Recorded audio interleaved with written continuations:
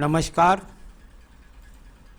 आइए बात करता हूं। सबसे पहले मैं आपके यहाँ पर मेरे सामने ये 28 वर्षीय व्यक्ति हैं और उनके हाथ की रेखाओं के बारे में, क्या क्या इनकी उंगलियां बोलती हैं, क्या क्या इनका हाथ कहता है, कैसा इनके जीवन के अंदर घटनाक्रम होने वाला है, सारी बातों को मैं बताने वाला हूं। और यहाँ पर सबसे पहले बात करता हूँ आपकी ज्ञान की उंगली कनिष्ठा के बारे में। कनिष्ठा उंगली की लंबाई सूर्य उंगली के प्रथम पर्व तक पहुँच गई। व्यक्ति की याददाश्त बहुत अच्छी है, व्यक्ति की भाषा शैली बहुत अच्छी है, व्यक्ति का ज्ञान बहुत अच्छा है और व्यक्ति अपने जीवन में अपनी सोच अच्छी रखता है। व्यवहार व्यक्ति का बहुत सुंदर है और अपनी कार्यशैली को उत्तम श्रेष्ठता के शिखर तक पहुंचाने के लिए जो उंगली चाहिए वो आपके पास मौजूद है। मैं बात करता हूं इसके बाद में सूर्य की उंगली के बारे में।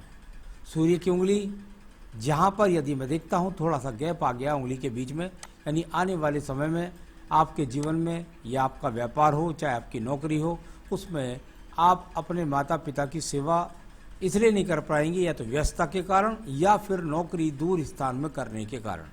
इस तरह का जब होता है तो ऐसा होता है।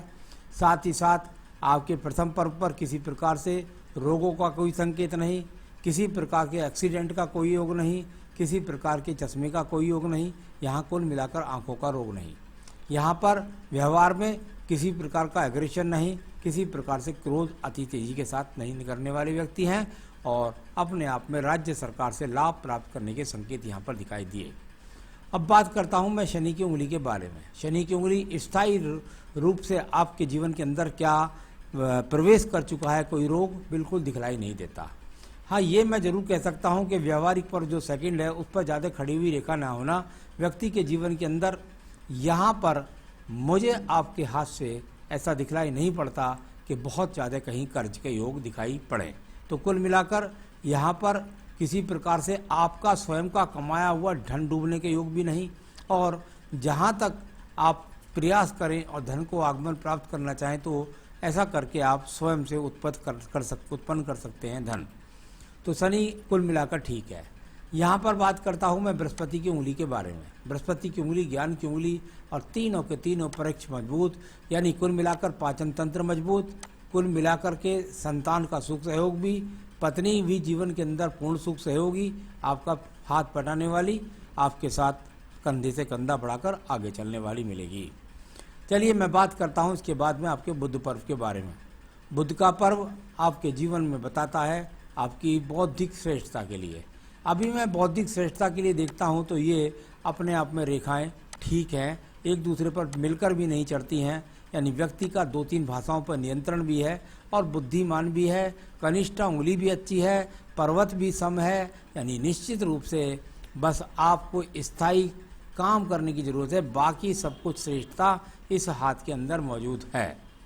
मैं बात करता हूं इसके बाद आपके सूर्य के पर्व के बारे में। सूर्य का पर्व बहुत ही मजबूत स्थिति के साथ कुछ समय व्यक्ति थोड़ा बहुत दूसरी कुछ काम करे और उसके बाद ये वो रेखाएं जो बिल्कुल पहुंच गई सूर्य की उंगली के प्रथम पर्व तक।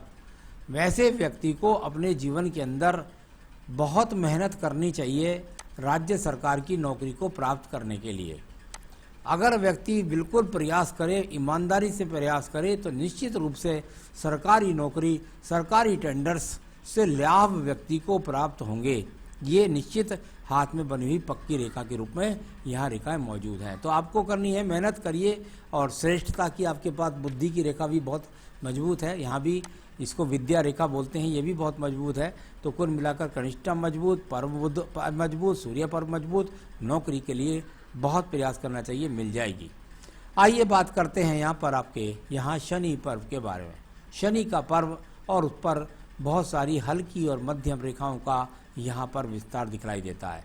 ये वो रेखाएं होती हैं यदि आपके जीवन में पड़ी रही तो निश्चित रूप से करोड़ों करोड़ों रुपए का मालिक आपको अपने जीवन में बना देगा आपकी खुद की कमाई से। ये वो रेखाएं हैं जो इस समय बताती हैं कि आपका भाग्य ऊर्जित है। इस भाग्य का फायदा उठाइए और अपने टारगेट को चुन करके उसको अपने जीवन में साकार कर लीजिएगा। अब बात करता हूं मैं यहाँ पर जाकर के आपके पर्वत की, और वो पर्वत है आपका बृहस्पति का पर्वत। बृहस्पति के पर्व पर चतुर्भुज तो बन गया, यानी कुल मिलाकर पैतृक संपत्ति तो कहीं ना कहीं से मिल गई और ये स्टार जैसी स्थिति भी बना रही है। थोड़ा सा यहाँ रेखाएं ज़्यादा एक दूसरे को काट रही हैं। जब इस प्रकार की रेखाएं काटती हैं तो पैतृक संपत्ति में कुछ विघ्न का सामना व्यक्ति को जीवन में करना पड़ता है। तो ये इस प्रकार से अभी पैतृक संपत्ति में सुंदर से चतुर्भुज ना बन करके उन पर रेखाओं को काटने वाली रेखाएं जब बन जाएं तो व्यक्ति के जीवन में कभी कभी विवाह लेट करा देती हैं, और कितनी बार देखने में आता है कि व्यक्ति की पैतृक संपत्ति में कुछ कमी आ जाती है, बिक जाता है। अब बात करता हूँ यहाँ पर मैं आपकी ये रेखा के बारे में, और वो है आपकी हृदय रेखा। हृदय रेखा इस प्रकार से चली, यहाँ थोड़ा सा इस प्रकार से टूटकर ओवरलोप करके चली, और फिर ये आगे जा कर के यहाँ शनि पर्व के नीचे ही जाकर खत्म हो गई। शनि पर्व के नीचे जब हृदय रेखा खत्म होती है तो उसका मतलब होता है दिमाग में सिर्फ एक ही बात होती है, जीवन में किस प्रकार से धन कमाना है। ये वर्तमान की स्थिति के लिए बोल रहा हूँ। जहाँ तक रोग की स्थिति के लिए बात है तो उसमें मैं कह सकता हूँ कभी कभी ऐसी रेखाएं जब बीच में टूट जाती हैं तो थोड़ा सा पत्नी पत्नी के बीच में वैचारिक मतभेद हो जाता है।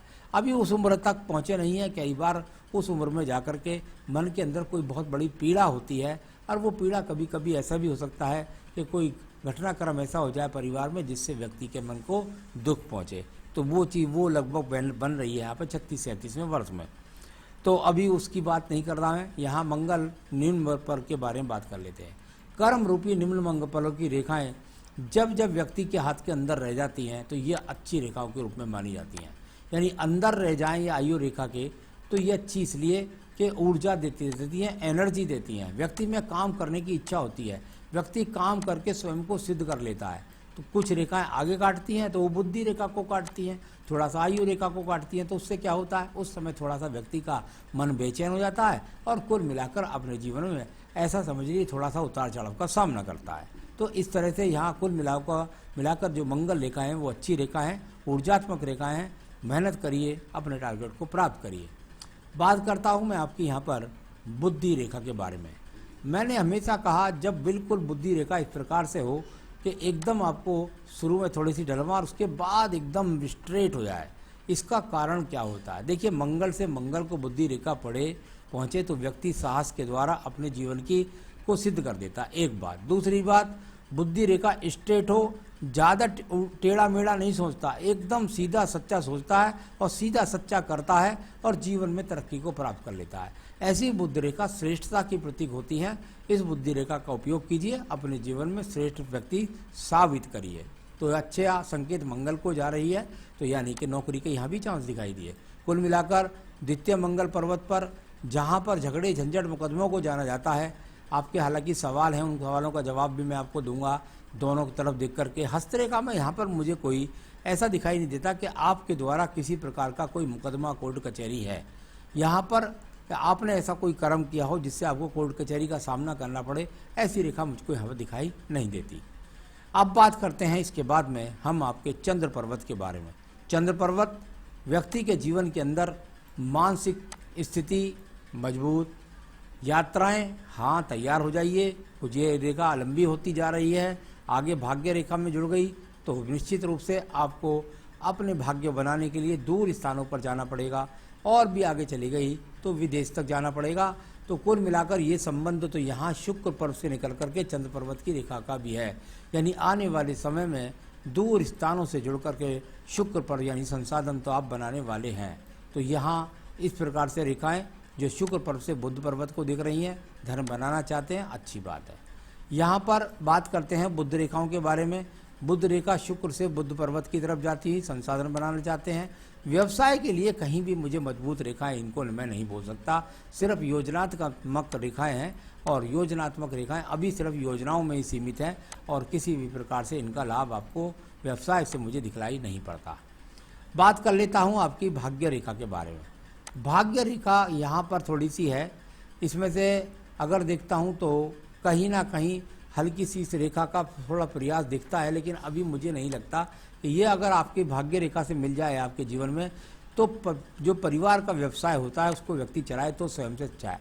कितनी बार देखने में आता है जब ये रेखा इस प्रकार से होती है तो देखने में आता है कि व्यक्ति अपने जीवन के अंतर्गत जो परिवार से संबंधित व्यवसाय है उनको भी अगर कर लेते हैं तो उसमें भी किसी प्रकार का नुकसान नहीं है, उसे ऊर्जित करके आप आगे बढ़ा सकते हैं। तो यहाँ अच्छी बात मेरे तो हाथ से जो दिखाई पड़ती है वो नौकरी की दिखाई देती है। लेकिन यदि कभी नौकरी ना मिले तो सिर्फ जो परिवार में पैतृक व्यवसाय चलता आता हो तो उसको ही करें, दूसरा व्यवसाय नहीं करें। ये मैं आपको थोड़ा सा इशारा यहाँ से देता हूँ। बाकी मैं पढ़ाने वाला हूँ आपकी जन्मपत्री, उसमें सारी बातों को बताऊँगा। तो यहाँ भाग्य रेखा इतनी खराब दिखाई नहीं पड़ती, कुल मिलाकर आपकी भाग्य रेखा तो ठीक दिखाई पड़ती है। यहाँ पर बात करते हैं इसके बाद में आपके शुक्र पर्व के बारे में। शुक्र पर्व संसाधनों का पर्व होता है। यहाँ से ये रेखा मिली है। कुछ रेखाएं टूट टूट कर चल रही हैं जो संसाधनों को यहाँ पर पीड़ित करेंगी। मैंने उधर बृहस्पति पर्व से दिखाई दिया, हो सकता है कुछ पैतृक संपत्ति बिक जाए, ऐसा मैंने बोला वहाँ पर भी। तो ये शुक्र पर्व कुल मिलाकर संसाधन की बात करें तो सामान्य रूप से संसाधन आपके पास में सभी वर्तमान में मौजूद हैं। तो इस प्रकार से यहाँ शुक्र पर्व को देखा जा सकता है। और जहाँ तक तर्क का पर्व है, यानी शुक्र पर्व प्रथम पर्व है, मानसिक स्थिति ठीक है, आप ज़्यादा बहस करने वाले व्यक्ति नहीं हैं, सही डिसीजन ले रहे हैं। शुक्र पर्वत नीचे वाला भी पीड़ित है, हो सकता है कुछ पैतृक संपत्ति पर आ जाए, तो ऐसा यहाँ भी दिखलाई पड़ता है। आपकी सारे पर्वत, सारी उंगलियाँ, सब चीज़ें मैंने पढ़ी हैं। राहु पर्वत से किसी प्रकार का कोई लॉटरी योग नहीं है। राहु पर्वत से किसी प्रकार का अचानक से कोई रोग नहीं है। केतु पर्वत से किसी प्रकार का कोई यहाँ पर व्यक्ति की कोई विशेष भगवान के प्रति आस्था नहीं है। पूजा के लिए गया, थोड़ी बहुत देर चला गया, वरना नहीं भी जाता। तो कुल मिलाकर इस तरह का केतु पर्वत भी है। किसी प्रकार का वहाँ से कोई बड़े रोग के संकेत भी नहीं है। तो यहाँ जितना भी हाथ की सारी रेखाएं हैं, इनको मैंने आपके सारे फलों को आपको बताने का प्रयास किया है कि आपके जीवन के अंदर किस किस तरीके से घटनाक्रम हो सकता है।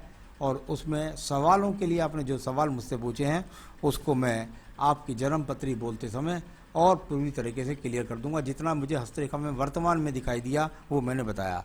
वैसे भी हस्तरेखा में 28 से 35 वर्ष तक व्यक्ति की हस्तरेखाएँ बहुत ज़्यादा अदलती बदलती रहती हैं। तो वर्तमान की स्थिति में आप जो कमा रहे हैं आपके हिसाब से तो मुझे कर्ज नहीं दिखाई देगा। बाकी आपके जन्मपत्री में देखते हैं, फिर आपके सवालों का जवाब देते हैं। नमस्कार।